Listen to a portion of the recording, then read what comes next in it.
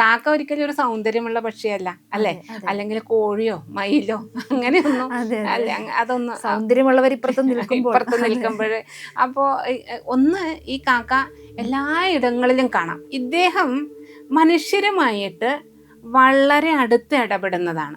യമദേവൻ കാക്കയുടെ രൂപമാണ് എടുത്തത്. യമദേവൻ എന്ന് പറഞ്ഞാൽ നമുക്കറിയാം മരണത്തിന്റെ ദേവനാണ് അല്ലെ. അപ്പൊ വേറെ ഏതെങ്കിലും മൃഗങ്ങളോ അല്ലെങ്കിൽ പക്ഷികളോ ഒക്കെ വന്നു കഴിച്ചാൽ അതിൽ പിതൃക്കൾക്ക് തൃപ്തരല്ല എന്നാണ് അതിന്റെ അർത്ഥം. തൃപ്തി പോരാ എന്നല്ലേ നമ്മൾ മനസ്സിലാക്കേണ്ടത്. പിന്നെ നമ്മളൊരു പിറന്നാൾ ആഘോഷിക്കുന്നത് പോലെയോ വിവാഹത്തിന് കൂടുന്നത് പോലെയോ അല്ല പിതൃശ്രാദ്ധം നടത്തേണ്ടത്. പലപ്പോഴും ഒരുപാട് പേര് പറയുന്നത് കേട്ടിട്ടുണ്ട്, ജീവിച്ചിരിക്കുമ്പോൾ അച്ഛനമ്മമാരെ നന്നായിട്ട് നോക്കിയാൽ മതി, മരിച്ചു കഴിഞ്ഞാൽ പിന്നെ ഒന്നും ചെയ്യേണ്ട ആവശ്യമൊന്നുമില്ല, എല്ലാം ഞാൻ നേടിയതാണ്. ഈ ഞാൻ എന്ന് ഉറപ്പിച്ച് പറയാൻ ഈ ഞാൻ എങ്ങനെ ഇവിടെ ഉണ്ടായി അല്ലേ? അവർക്ക് വേണ്ടി വർഷത്തിൽ ഒരിക്കലെങ്കിലും ഒരു ദിവസം ഒരു നേരം മാറ്റി വെക്കുക എന്നുള്ളത് എൻ്റെ ഒരു സിദ്ധാന്ത പ്രകാരം അത് ചെയ്യേണ്ട കാര്യമാണ്.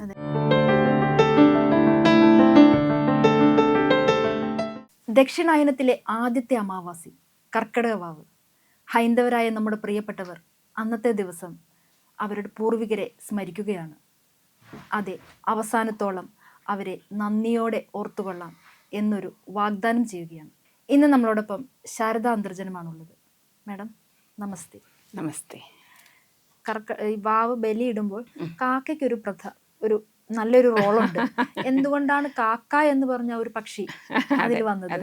അത് നമ്മൾ ധാരാളം കഥകളൊക്കെ കേൾക്കാറുണ്ട് കേട്ടോ, ഈ കാക്കയ്ക്ക് എന്താണ് ഇത്ര പ്രാധാന്യം വന്നത് എന്നുള്ളത്. അപ്പോ വേറെ ഒരുപാട് പക്ഷികൾ ഉണ്ടല്ലോ. അതെ അതെ. അപ്പോൾ ഞാനെപ്പോഴും ഈ കഥകളിൽ മാത്രമായിട്ട് നിൽക്കാറില്ല. കുറച്ചും കൂടി ഒരു ക്യൂരിയോസിറ്റി എനിക്ക് തന്നെയുണ്ട്, എന്തുകൊണ്ടാവും എന്നുള്ളത്. കാക്ക ഒരിക്കലും ഒരു സൗന്ദര്യമുള്ള പക്ഷിയല്ല അല്ലെ, അല്ലെങ്കിൽ കോഴിയോ മയിലോ അങ്ങനെയൊന്നും അല്ലെ, അതൊന്നും സൗന്ദര്യമുള്ളവർ ഇപ്പുറത്ത് നിൽക്കുമ്പോൾ. അപ്പോ ഒന്ന് ഈ കാക്ക എല്ലായിടങ്ങളിലും കാണാം, എല്ലാ ദേശത്തും കിട്ടുന്നതാണ്, ഉള്ള പക്ഷികളാണ് കാക്ക. അത് മാത്രമല്ല ഇദ്ദേഹം മനുഷ്യരുമായിട്ട് വളരെ അടുത്ത് ഇടപെടുന്നതാണ്. നമ്മളുടെ അടുത്ത് അതിങ്ങനെ കൊഞ്ചാനും പുന്നാരിക്കാനും ഒന്നും വരുന്നില്ല എങ്കിലും ഏതെങ്കിലുമൊക്കെ മരക്കൊമ്പുകളിൽ ഇരുന്നിട്ട് മനുഷ്യരുടെ ഓരോ നീക്കത്തെയും സശ്രദ്ധ നിരീക്ഷിക്കുന്നതാണ്. വലിയ ഭയമൊന്നുമില്ല അതിന്. അതേസമയം നമുക്ക് പിടിക്കാനായിട്ട് നിന്ന് തരില്ല എന്നുള്ളത് മാത്രമേ ഉള്ളൂ. പിന്നെ എല്ലായിടവും വൃത്തിയാക്കുന്നതാണ് കാക്കകളില്ല എങ്കിൽ മൊത്തം ഈ പറഞ്ഞ മാലിന്യങ്ങളൊക്കെ കുന്നുകൂടി കിടക്കുക, അത്രയേ ഉള്ളൂ. എല്ലായിടത്തും മാലിന്യങ്ങൾ ഉണ്ടാവും. കാക്കയാണ് ഇതിനെല്ലാം ക്ലിയർ ചെയ്യുന്നത്. അപ്പോൾ ഏറ്റവും നല്ല പരിസ്ഥിതി പ്രവർത്തകൻ, പക്ഷികളിലെ ഏറ്റവും നല്ല പരിസ്ഥിതി ബോധമുള്ള പരിസ്ഥിതി പ്രവർത്തകനാണ് കാക്ക എന്നാണ് പറയുക. പിന്നെ നമ്മുടെ പുരാണങ്ങളിലേക്കൊക്കെ വന്നു കഴിഞ്ഞു കഴിഞ്ഞാൽ ഈ പിന്നെ രാമായണത്തിന്റെ ഉത്തരരാമായണത്തിലൊരു കഥ പറയുന്നുണ്ട്. അപ്പോൾ ആ രാവണൻ ബഹുഗംഭീരനായിട്ട് അജയ്യനായിട്ട് ഇങ്ങനെ വിലസി നടക്കുന്ന കാലമാണ്. അപ്പോൾ അതിൻ്റെ ഇടയിൽ പോയിട്ട് വേദവതിയുടെ കയ്യിൽ നിന്ന് ശാപമൊക്കെ വാങ്ങി വളരെ സന്തുഷ്ടനായിട്ട് കക്ഷി ഇങ്ങനെ വന്നുകൊണ്ടിരിക്കുമ്പോൾ ഭൂമിയിൽ മരുത്ത് എന്ന് പറയുന്ന ഒരു രാജാവ് യാഗം ചെയ്തുകൊണ്ടിരിക്കുകയാണ്. അപ്പോൾ ഈ യാഗത്തിൽ പങ്കെടുക്കാൻ യാഗഭൂമിയിൽ എപ്പോഴും ദേവസാന്നിധ്യം ഉണ്ടാകും. ദേവന്മാരെല്ലാവരും അവിടെ സന്നിഹിതരായിരിക്കും. ബ്രഹ്മദേവനുണ്ട്, വരുണനുണ്ട്, അഗ്നിയുണ്ട്, യമനുണ്ട്, അങ്ങനെ എല്ലാ ദേവന്മാരും അവിടെ സന്നിഹിതരാണ്.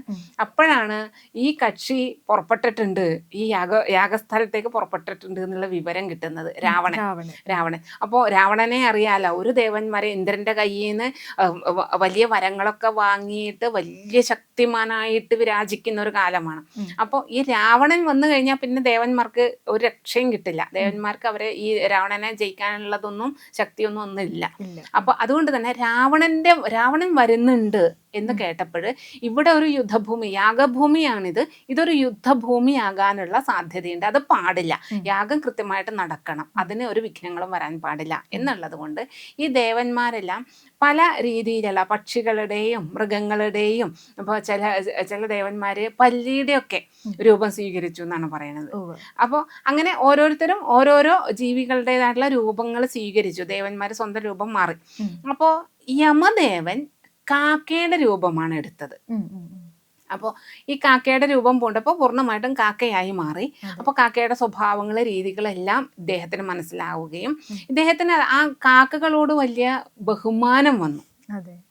അപ്പോൾ അതൊക്കെ കഴിഞ്ഞു. രാവണനൊക്കെ സ്ഥലം വിട്ടു, യാഗമൊക്കെ ഭംഗിയായിട്ട് നടന്നു. ഇതൊക്കെ കഴിഞ്ഞിട്ട് യമദേവൻ കാക്കകൾക്ക് വരം കൊടുക്കാൻ ചെയ്യുന്നത് ഈ പിന്നെ ഇത്ര ആ കാക്കയുടെ എല്ലാ പ്രകൃതത്തിലും അദ്ദേഹത്തിന് വളരെ തൃപ്തി വന്നു. അതുകൊണ്ട് തന്നെ ഈ യമദേവൻ എന്ന് പറഞ്ഞാൽ നമുക്കറിയാം മരണത്തിന്റെ ദേവനാണ് അല്ലേ.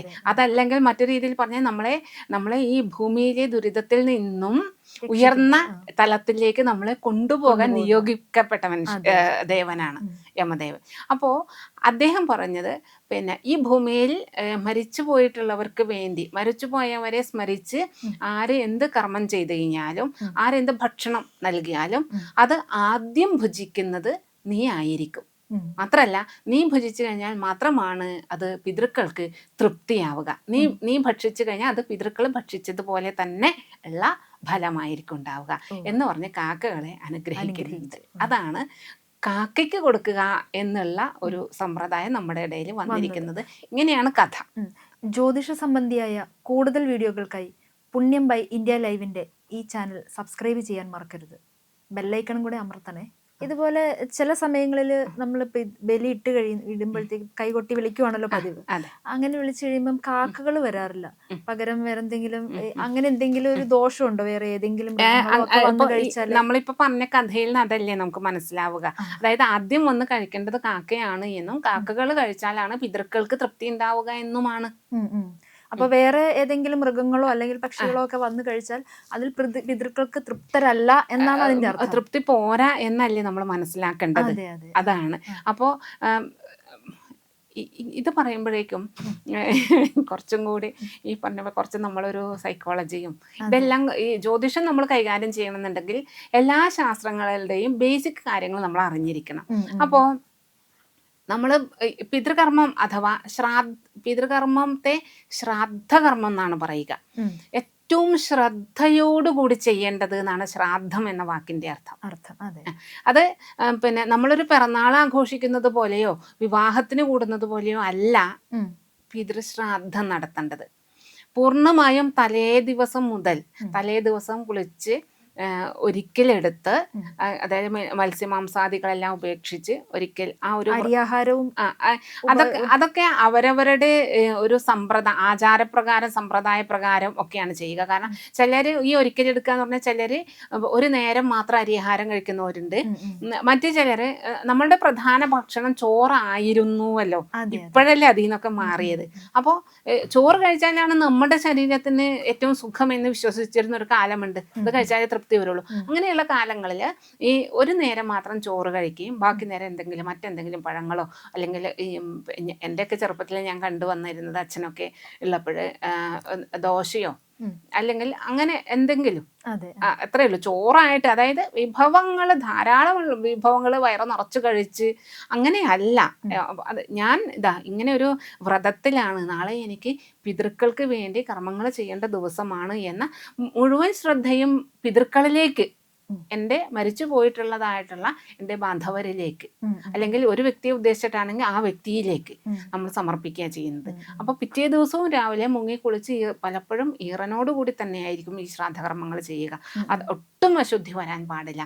മുഴുവൻ ശ്രദ്ധയും ഈ പറഞ്ഞ നമ്മളുടെ പൂർവികരിലേക്ക് കൊടുത്തിട്ടാണ് ഈ ശ്രാദ്ധകർമ്മങ്ങൾ അനുഷ്ഠിക്കുന്നത്. അപ്പൊ ഇങ്ങനെ വരുമ്പോൾ, അതായത് തലേ ദിവസം മുതൽക്ക് ഇതിനുള്ള ഒരുക്കാണ് നമ്മുടെ മനസ്സിലുണ്ട്. ഞാനിത് എൻ്റെ അച്ഛന് വേണ്ടി അല്ലെങ്കിൽ എൻ്റെ അമ്മയ്ക്ക് വേണ്ടി അപ്പം ഇതിൻ്റെ ഇടയിൽ ഒരു കാര്യം കൂടി പറയാം. പലപ്പോഴും ഒരുപാട് പേര് പറയുന്നത് കേട്ടിട്ടുണ്ട്, ജീവിച്ചിരിക്കുമ്പോൾ അച്ഛനമ്മമാരെ നന്നായിട്ട് നോക്കിയാൽ മതി, മരിച്ചു കഴിഞ്ഞാൽ പിന്നെ ഒന്നും ചെയ്യേണ്ട ആവശ്യമൊന്നുമില്ല. ജീവിച്ചിരിക്കുമ്പോഴും നോക്കണം, പൂർണ്ണമായ അവർക്ക് തൃപ്തിയാകുന്ന രീതിയിൽ ഈ അവരുടെ മരണം വരെയും നമ്മൾ നോക്കണം. അവർക്ക് ഏറ്റവും സന്തോഷം നൽകുന്ന രീതിയിൽ നോക്കണം. ഇത് കഴിഞ്ഞ അന്നത്തോടു കൂടി ആ ബന്ധം അവിടെ തീർന്നു പോകുന്നില്ല.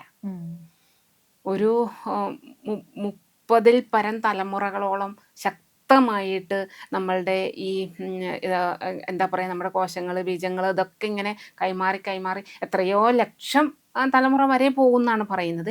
എങ്കിലും ഇനി അതും വിട്ടു നമുക്കൊരു 7 തലമുറ വരെ കഴിഞ്ഞ, അതായത് എനിക്ക് മുന്നേയുള്ള ഒരു 6-മത്തെയോ 7-മത്തെയോ പിന്നെ മുത്തശ്ശിയുടെയോ മുത്തശ്ശൻ്റെയോ ഒക്കെ, അത് അച്ഛൻ വഴിക്കായാലും അമ്മ വഴിക്കായാലും, അവരുടെ ഒരു ഛായയോ ഒരു ചില പ്രത്യേക സ്വഭാവങ്ങളോ കഴിവുകളോ ഒക്കെ എന്നിൽ ഇപ്പോഴും ഉണ്ടാകും എന്നാണ്, അങ്ങനെയാണ് പറയുന്നത്. ഒരു കണിക നമ്മളിൽ ഉണ്ട്, അത് ഉറപ്പായിട്ടുണ്ട്. ഇന്ന് ആധുനിക സയൻസും അങ്ങനെ തന്നെയാണ് പറയുന്നത്. അപ്പോൾ നമ്മൾ ഈ ഭൂമിയിലേക്ക് വരാൻ കാരണക്കാരായവർ നമ്മുടെ പൂർവികരാണ്. ഇന്ന് നമ്മൾ ഇവിടെ അനുഭവിക്കുന്ന സൗഭാഗ്യങ്ങളിൽ പലതും അവർ കാരണം സിദ്ധിച്ചതാണ്. നമുക്ക് നമ്മൾ പറയും ഞാൻ നേടിയതാണ്, അവരെനിക്കൊന്നും തന്നിട്ടില്ല, ഒരു സെന്റ് ഭൂമി പോലും തന്നിട്ടില്ല, അതല്ലെങ്കിൽ പിന്നെ എനിക്ക് വേണ്ടുന്ന ഒന്നും ചെയ്ത് തന്നിട്ടില്ല, എല്ലാം ഞാൻ നേടിയതാണ്. ഈ ഞാൻ എന്ന് ഉറപ്പിച്ച് പറയാൻ ഈ ഞാൻ എങ്ങനെ ഇവിടെ ഉണ്ടായി അല്ലേ? അപ്പോ അതിന്റെ കാരണക്കാര് അവര് തന്നെയാണ്. അപ്പോ മരിച്ച അന്നത്തെ ദിവസം കൊണ്ട് മുറിച്ചു കളയേണ്ടതല്ലാതെ അവർക്ക് വേണ്ടി വർഷത്തിൽ ഒരിക്കലെങ്കിലും ഒരു ദിവസം, ഒരു നേരം മാറ്റി വെക്കുക എന്നുള്ളത് എൻ്റെ ഒരു സിദ്ധാന്തപ്രകാരം അത് ചെയ്യേണ്ട കാര്യമാണ്. അതെ. അപ്പൊ മാഡം പറഞ്ഞതനുസരിച്ചിട്ട് തലമുറകളെ തമ്മിൽ ബന്ധിപ്പിക്കുന്ന വിശുദ്ധ വാഗ്ദാനം എന്നൊക്കെ വേണമെങ്കിൽ പറയാം. എന്താന്ന് വെച്ച് കഴിഞ്ഞാല് ഇന്നിപ്പോ അതിവേഗം പോയിക്കൊണ്ടിരിക്കുന്ന കാലമാണ്. സമൂഹം എന്ന് പറഞ്ഞു കഴിഞ്ഞാല് അതിവേഗതയാണ്. അപ്പോ എൻ്റെ മക്കൾക്കൊരു പക്ഷേ എൻ്റെ അച്ഛനെയോ അമ്മയെയോ അറിയാമായിരിക്കാം, അവരുടെ മക്കൾ വരുമ്പോഴേക്കും ഇതൊന്നും ധാരണ ഉണ്ടാവില്ല. അങ്ങനെ ഒരാൾ ഉണ്ടായിരുന്നു എന്ന ബോധം പോലും അവരിൽ ഉണ്ടാവില്ല. അവരുടെ പേരോ അവരുടെ മുഖമോ അവരുടെ തൊഴിലോ അവരെവിടെ ജീവിച്ചിരുന്നോ ഇതൊന്നും അറിയണ്ടാവില്ല. ഇങ്ങനെയുള്ള ചില ദിവസങ്ങളിലാണ് നമുക്ക് അവരെ കുറിച്ച് ഓർക്കാനും നമ്മൾ ഓർക്കുന്നുണ്ടാവും. പറയും ഞാൻ എൻ്റെ അച്ഛനെ അമ്മയെ ഒരിക്കലും മറക്കില്ല, എല്ലാ ദിവസവും ഓർക്കും എന്ന് പറയും. പക്ഷെ നമ്മളത് കൈമാറുന്നില്ല. അതെ. അപ്പോൾ ഇത്തരം ചില ദിവസങ്ങളിൽ ഇത്തരത്തിലുള്ള ചില ആചാരങ്ങൾ ഉണ്ടാകുമ്പോഴാണ് നമ്മൾ ഈ അവരുടെ ഓർമ്മകൾ, അവരെക്കുറിച്ച് സംസാരിക്കാനുള്ളത്. അപ്പോൾ മാത്രമല്ല അത്യാവശ്യം എല്ലാ മക്കളും ഒത്തുകൂടുന്നു, അങ്ങനെയൊക്കെ ആണ് കുറച്ചും കൂടി ഭംഗിയാവുക. അത് എല്ലാ മക്കളും ഒത്തുകൂടി അവരുടെ അല്ലെങ്കിൽ പേരക്കുട്ടികൾ ഒത്തുകൂടി ഈ ഒരു നമ്മുടെ പൂർവികരെ കുറിച്ചിട്ടുള്ള സംസാരം ഇങ്ങനെയൊക്കെ അന്നത്തെ ദിവസം വരണം എന്നാണ്. അപ്പോൾ പറഞ്ഞു വന്നത്, ഒരു 2 ദിവസത്തോളമായിട്ട് നമ്മുടെ മുഴുവൻ ശ്രദ്ധയും ഈ ഒരു പിതൃകർമ്മങ്ങളിലേക്കാണ്, പിതൃകർമ്മത്തിലേക്കാണ് അല്ലെങ്കിൽ ശ്രാദ്ധകർമ്മത്തിലേക്കാണ് വരുന്നത്. അതായത് ഈ ഒരിക്കലെടുക്കലും എന്തിനാ ചെയ്യുന്നത്? ഞാൻ എൻ്റെ അച്ഛന് ശ്രാദ്ധമൂട്ടാനാണ്, അല്ലെങ്കിൽ എൻ്റെ അമ്മയ്ക്ക് ശ്രാദ്ധമൂട്ടാനാണ് എന്ന ഒരു ബോധം ഉള്ളിലുണ്ട്. ഈ ബോധത്തോടു കൂടി, ഈ ശ്രദ്ധയോടു കൂടി ഇത് ചെയ്യുമ്പോൾ ഉറപ്പായിട്ടും ഈ ബലിച്ചോറ്, ഈ എള്ളും പൂവും ചന്ദനവും തൈരും നെയ്യും പാലും ഒക്കെ ചേർന്നിരിക്കുന്ന ഈ ബലിച്ചോറ് ഉണ്ണാനായിട്ട് അവിടെ ഒരു കാക്ക കാത്തിരിക്കുന്നുണ്ടാവും. അതെ. അപ്പൊ കൈ നനച്ച് കൈ നമ്മൾ കൊട്ടുമ്പോഴേക്കും ആ കക്ഷി വന്ന് ഇത് ഉണ്ടിരിക്കും. അതെ. ജന്മാന്തരങ്ങൾ താണ്ടി നാം ഇവിടെ വന്ന് നിൽക്കുമ്പോൾ നമ്മളെ ഇവിടേക്ക് നയിച്ച പൂർവികർക്ക് ബലിയർപ്പിച്ച് നമുക്ക് പുണ്യം നേടാം. ജ്യോതിഷ സംബന്ധിയായ കൂടുതൽ വീഡിയോകൾക്കായി പുണ്യം ബൈ ഇന്ത്യ ലൈവിൻ്റെ ഈ ചാനൽ സബ്സ്ക്രൈബ് ചെയ്യാൻ മറക്കരുത്. ബെല്ലൈക്കണും കൂടെ അമർത്തണേ.